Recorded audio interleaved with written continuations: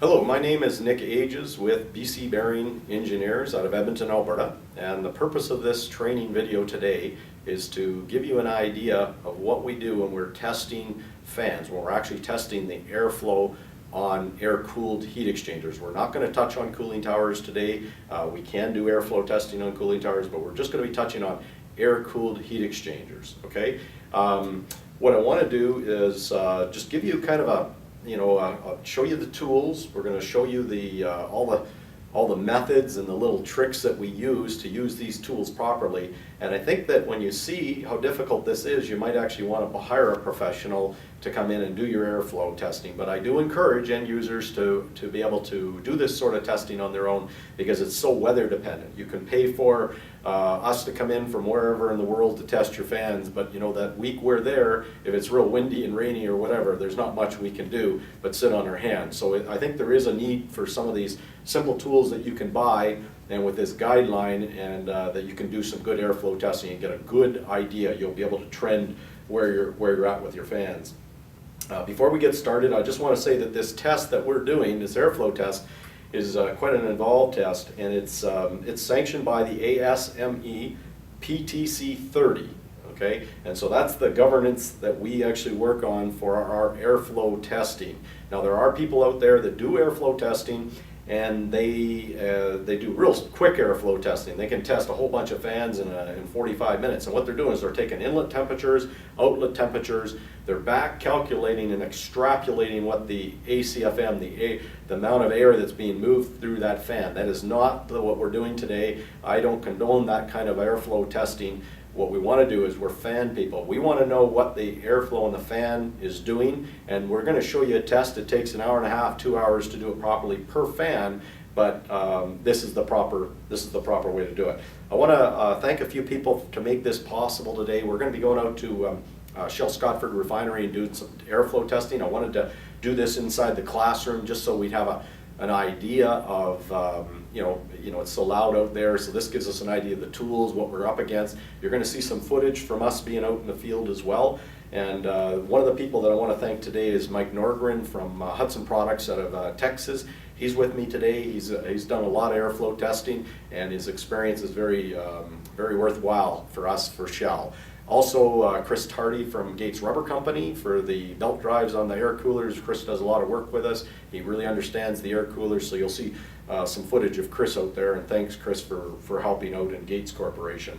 Real big thanks for Shell Scotford Refinery, an engineer named Mike Booten.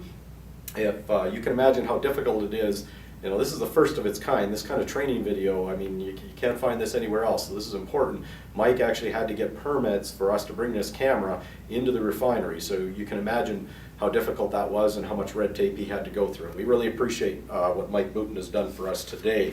Now, just before we get started, there's a few things that I'd like to say. First of all, back in July 2006, I wrote a technical paper that was published worldwide in hydrocarbon processing, and I wrote a paper on management of air coolers. Okay, it's really meant to be a management of air coolers, and what it does is it can tell you some things about your air coolers that you're not aware of. To keep your tubes clean, to kind of make sure there's no holes in your box. Don't pitch these too high, this and that. There's some formulas in here that's very useful, and if you want, at the end of this video, we're going to give you some emails or some websites that you can actually get this information for yourself. So that's actually a pretty handy tool if you're talking about air coolers and you want to have some your people and your millwrights and your engineers a little bit more understanding how air coolers work. There's not a lot of people that seem to understand them.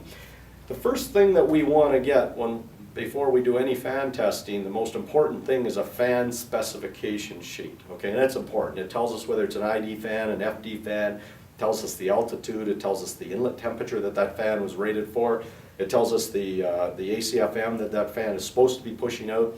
It gives us the static pressure of that fan. It's very important. It also tells us the fan itself. It tells us the speed of the fan, tells us the horsepower that's hooked up. It even will tell us the belt drive and the ratio and the pulley sizes, whether it's V-belt, whether it's timing belt. All that information is there.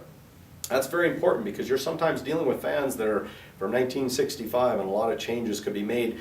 without knowing. I mean, a change that wasn't on purpose. Somebody supplied the wrong pulley. All of a sudden your fan is not running the right speed. Somebody went and pitched these fans up into stall, you know, so it says it's supposed to be at 10 degrees and you find out in the records that it's actually at 20 degrees. It depends also on whose fan's in there. I mean, some fans, like the Chittum fan, you can get it up into 30 degrees without stalling it, and other fans at 18 and 20 degrees, we're going to be stalling those fans out. So I don't like to actually ask or tell people what the maximum pitch of a fan is, because that's the wrong way to look at it, because every fan manufacturer might say 22 degrees, but it also depends on the speed and the static pressure. So really what you want to do is be able to learn how to read a fan curve. So the first thing you want is a fan specification sheet. Now let me tell you a little bit about this fan we're testing today. It's a 9-foot fan. It is a Hudson fan, okay? It's out at the Shell refinery, and when I look at the sheet, if it's pitched to 10 degrees, it's going to be using about half of the 20 horsepower, okay? So then Mike has a decision. Mike is asking us to help him today because he wants to get more airflow and he wants to get it more efficiently. So what's the most efficient way to get more airflow out of a fan? There's two things. We either pitch it up or we speed it up. The most efficient fan is the one with the least amount of blades, running with the flattest pitch, running faster. But there's some downside to that. One is noise, the other one is vibration. So we've got to be careful. We've got to make sure that we're designing this within the scope of that fan manufacturer's limitations. Most every fan manufacturer will have a program on their website, or contact them or contact us and we can work with you. The common ones that we really run into out there, we run into the Hudson, the Kavimco, the Moore, the Chittum. These are some of the common ones that we run into out there, and all these people are very good to deal with, so you can learn an awful lot. So back to Mike's fan, he's only using half his horsepower, so I give him one option, and here I show him in these sheets where we can actually get 9% more air by pitching it up, but the curve starts to look ugly. He starts to move towards stall, okay? What's stall on a fan is when you pitch that fan blade to a point where it's actually not moving air. It's going to be using horsepower, but it's not moving air. And that's kind of a fine line. You don't know when you're in stall. You kind of move towards and stall and out of stall sort of thing, and that takes experience, okay? But the fan spec sheet and some knowledge and some help from people like ourselves or the fan manufacturers can be a real aid. The other option that I like to give to Mike, and he liked it, was let's speed that fan up. It wasn't a noise issue, it wasn't a vibration issue, we didn't run into any resonant frequencies. So what we did is we're going to propose to speed that fan up to we're going to change the pulleys, okay? We're only going to change the motor pulley, and that's kind of unique. As we make that motor pulley larger, we actually help the horsepower capacity of the belt. We lessen the bearing load on the motor, so these are some added benefits of speeding up, okay? So what we'd end up doing is we're going to give them 24% more air by speeding up, and we're actually going to pitch it back. So 9% by pitching up, getting in closer to stall, or speeding up, improving our belt drive, and getting 24%. I think that Mike made the right choice by wanting to speed it up. Also, having a fan specification sheet can tell you a lot about the fan itself, like I mentioned. Here's a drawing right off of the Hudson website, and what it does is it tells us what the blocked area of this fan is. On top of this fan, and I've kind of drawn some pictures here of what the fan is. This is looking at the bottom of a fan. Now this one happens to be an FD, a forced draft fan with a fan underneath the bank, okay? So this is the bottom and here's the side view. So what we've got is a shaft coming up, we've got a hub, and then we've got a seal disc. Now what the seal disc does, it sits on the center, and we've got the seal disc on the Hudson, we got a seal disc on a Moore.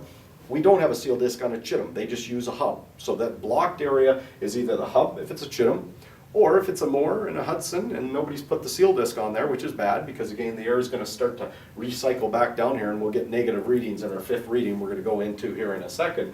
So what we do is we take the free area of the fan, which what we want is the fan diameter minus the blocked area, which would be the hub or the seal disc, and that gives us this free area. So here's the free area here, and we want to take a series of readings and calculate what the average speed in feet per minute is, and then we multiply it by the free area, and that's how we get our ACFM. As simple as that. Now it's simple, but it takes a couple hours and you're going to see all the readings that we've got to take to do it.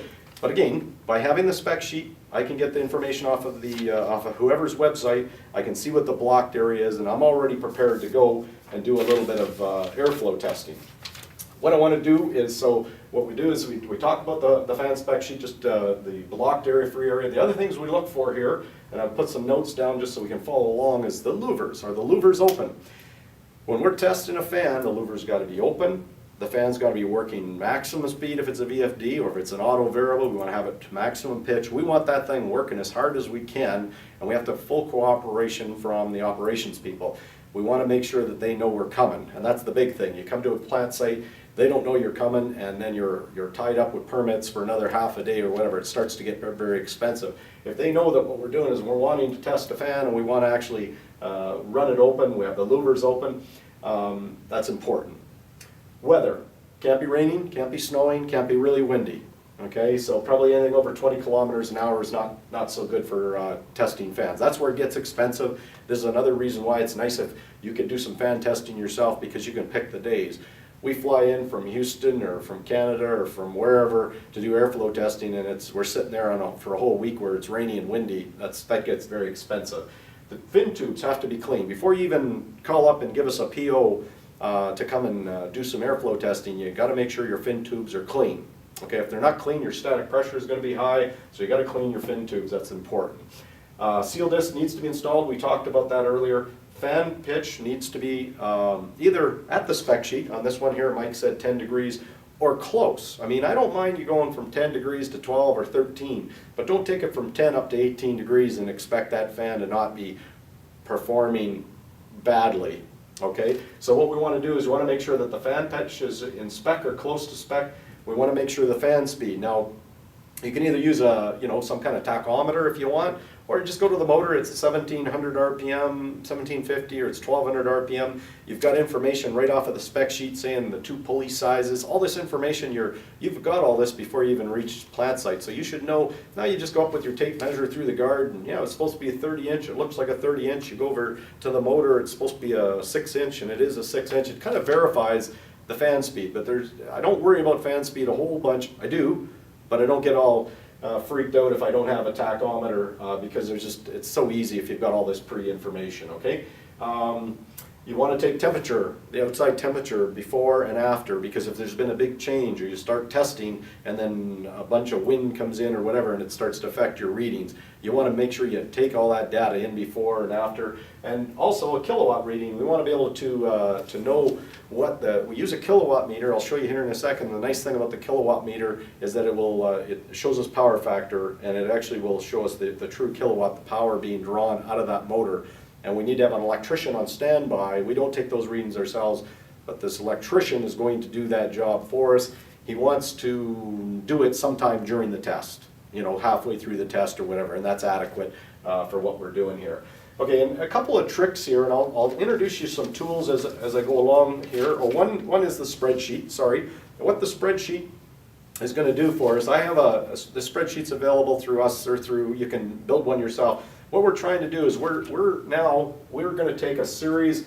Here's our anemometer underneath the fan. Okay, and we're going to come in 4 different directions, and you can see on this particular fan it's got a big I-beam here, so I'm trying to break it up in quadrants. If there was no I-beam in here or no obstruction, I'd probably just come in at 6 o'clock, 3 o'clock, 12 o'clock, and 9 o'clock, okay, just to make it easy. And so I'm going to come in from 4 different areas. I'm actually taking 60 readings here. And I'm taking 5 different readings, 3 different times, 16-second average readings. And what I'm doing though is I'm taking this free area and I'm breaking it up, and this is critical, I'm breaking it up into 5 equal bands, and not distances, equal area bands. So in this particular fan, when I put this all, the formula is, the spreadsheet works real well. I just put in the fan diameter, put in the seal disc. In this particular case, it was a 38-inch seal disc. It actually automatically gives me the dimensions. So in this one here, my first reading is going to be 2.4, then 7.6, then 13.5, then 20.4, and then 29.2. So that's what this spreadsheet's going to tell us, and then we can actually just put our readings right in here. Now before I move into the tools, I just want to talk a little bit about you can get thrown off here. A lot of fans will have what they would, if it's a Hudson fan or if it's been modified, this is a very good idea. There's a seal disc. So what this is the inlet bell. I apologize. The inlet bell comes in here, it takes the air and it kind of creates the air not coming around a right angle. So if the air is coming around and trying to get in through a right angle, it creates some turbulence at the tip here, and that impedes the flow of air by probably 2 or 3%. Okay, so this is an efficiency thing. You'll see it on this Hudson fan tomorrow when we're out there. So where is that first reading? If you got this is where the training comes in. You might think that my first reading I had said was 2.4 from the edge. It's from the edge of the fan ring. Okay, that's very critical. So you got to kind of get down there. You come under here with your anemometer, and I'll show you how we tape that up in here in a second. But then let's look over on this side here. Here's a very common one. We call it an elliptical elliptical inlet. So you see it comes down, and I've seen, this is mainly a stork fan that I've seen these on. Nice little thing. It acts like an inlet bell. So you can see it actually has a taper that comes down here. So again, see this little imaginary line? My first reading has to be on the edge of the fan. So that's kind of important on some of the things that we're talking about. Now I'm gonna grab some of the tools here, and I'll walk through it, and then we'll do a little bit of a conclusion, and you're going to see some footage from some of this out in the field as well, and I think it's going to make a little bit of sense. So the first thing that we want to do is this is the anemometer. This is a vane type anemometer, as you can see right here. It has an arrow on the end here, and you should be actually when the airflow is going up, we want to make sure that we're in this direction and follow the arrow with the airflow. So you can see what we've done here is I got real smart. I've already taped off all those little dimensions that I mentioned. I've got those dimensions already here. So when I'm coming back underneath that fan, I'm standing out there, I can see where the edge of the fan ring is. I can measure my feet per minute. It's I take 16-second readings, and we do this 3 different times at each one of these locations.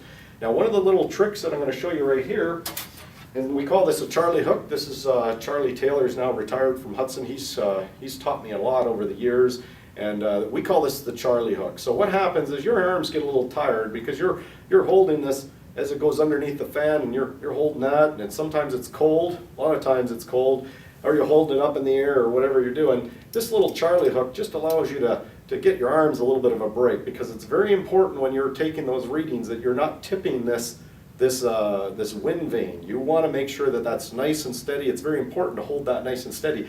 The Charlie hook helps really well. So again, these are the readings. It's a 2-person job. I'm up on a ladder sometimes, a scaffold. Somebody else is down below with this, and there's a communication back and forth. What we want to do is it's loud up there, so we want to yell, because I want the person holding on to this, it's really hard. So again, this is what the anemometer looks like. A lot of times, like I said, I come out to a job. It's not the job I thought it was. I do always carry my Palm Pilot, or Mike, he always carries his laptop with him, because it's a lot easier just to put when you find out that it wasn't a 12-foot fan, it's a 13-foot fan, or it's whatever, or it has a different seal disc or no seal disc or whatever.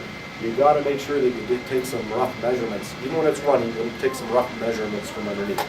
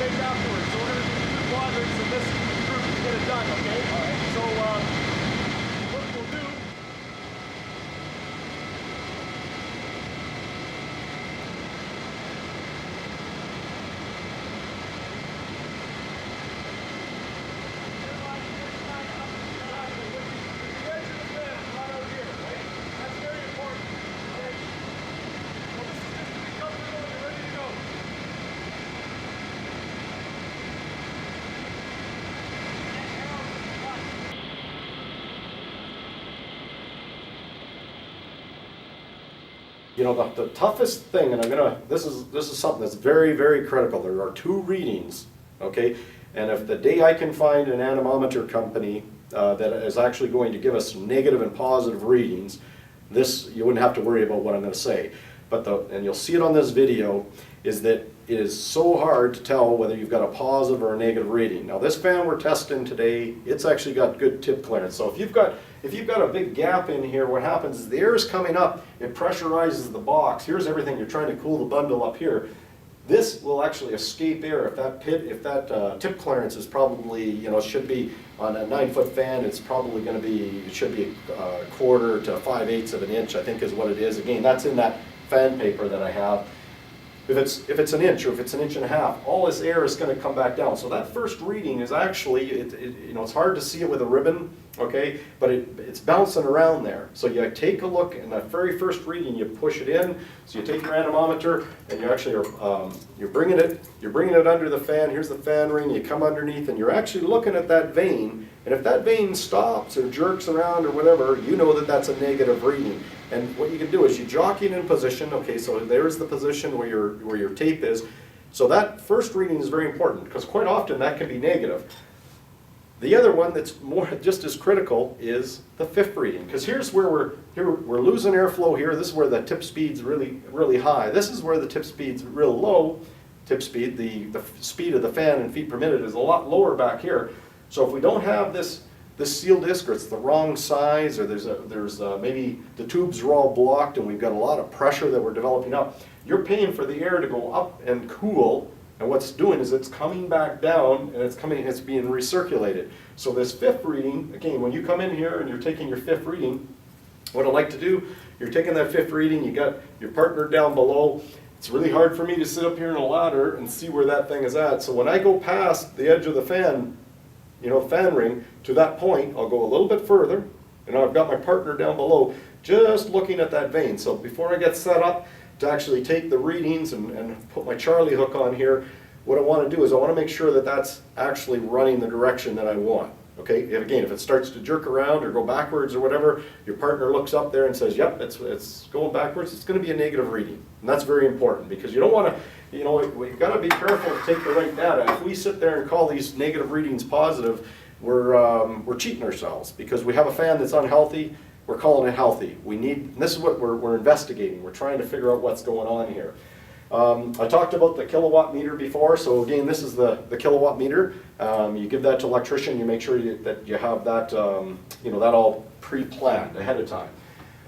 This here is this happens to be a Hudson tool. It's an Exacta pitch, so that's a digital level that will read the pitch of the fan blades. Now I don't worry about fan blades a whole bunch pitch because again, you know, it's hard to get the permits and the confined space and everything else. I'm going to have to believe what the customer says from the last information. Now the big trick here is to make sure that you've actually got the pitch reading taken on the right area of the fan blade. Okay, so on a Hudson blade, it's over here maybe 1 to 3 inches in from the end. That's where you're taking your reading.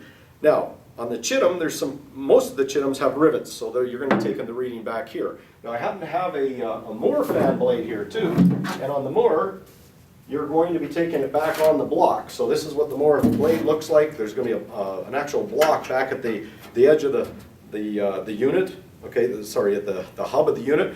We're going to be taking the pitch reading here. So we got to make sure, you know, this is a good tool to make sure all the pitches are where they should be, and also to teach your customer, teach your people where to take that reading. I have a good customer out at Irving Oil, Lance Henry, has put a technical paper together. They have so many different fans. It's a big refinery. They have so many different fans that they get kind of, you know, it's hard to look up and find out which each one is where you're supposed to take the reading. So if you wanted a copy of that that technical paper, we can get that to you as well, or contact your exchanger company, or contact us or your fan provider or whatever. One other tool that we have here, okay, and I haven't talked anything about this, so I've talked about the anemometer readings. This is a manometer, okay, and this is where we take the static pressure of the fan. This is a very important reading. This actually tells the health of the fan a lot, and it'll tell it'll also give us the efficiency of the fan. What we do is we drill the holes, and you'll see this on today when we do the video. It's nice if people pre-drill those holes because then we're all ready to go. But we need to just pre-drill a little hole here so that we can put our little probe up and we can take the static reading. What we're trying to do is we're reading the static reading up in this box area of the fan. Okay, so if the tubes are all blocked, that reading is going to be high. If it's moving lots of air, it's going to be high. If it's not moving air, it'll be low. If there's a bunch of holes in the fan box, I mean, we want to make sure that those are repaired because that's going to lower the static efficiency. So 1, 2, 3, 4, this is a fairly quick reading. Usually what I do is I work with the anemometer first, and then I'll take these readings afterwards. Again, the electrician's taking the kilowatt reading, and then what we do is we'll insert all that information back into our spreadsheet, and it's going to calculate the health of our fan. That's our report. We can actually tell you what the fan is moving for airflow. Now, it's kind of important too, is another thing, is when you're looking at a fan, what I like to do is I like to do an inspection. You want to just make some observations, the health of the fan. You know, it says it's got a 30 horsepower, 1750 RPM motor. Go and take a look at that motor tag. Take a look, does it have a efficiency tag on there? Is it a 93% efficient, or is it if it doesn't, it's an older motor, you can note that down, because those are places, that's a real plus that you can gain there by having a high efficiency motor. So these are things. Does it have a V-belt drive? Does it have a poly chain, like a timing belt drive on it? Timing belt drives do not slip. Airflow loss through slip is a direct relationship. 10% slip, 10% loss in airflow. It's very important that you don't have V-belts. Nobody, V-belts are really not the way to go. You want to have some kind of timing belt on there. So those are things that you observe. I talked earlier about measuring all that information, and you have some information from the customer.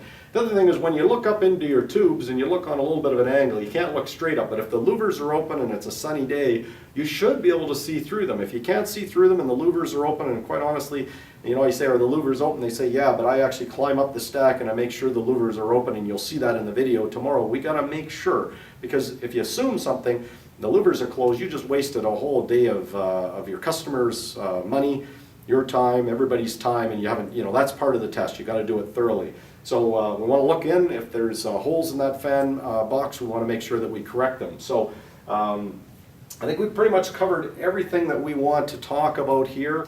What I want to do is I want to introduce Mike Norgren, because he's going to be helping us with talking about the fans, but also Mike is very skilled on the vibration analysis part of a fan, and in my fan paper it talks about some of the few things that you look for that can be a little bit of a troubleshooting sort of thing.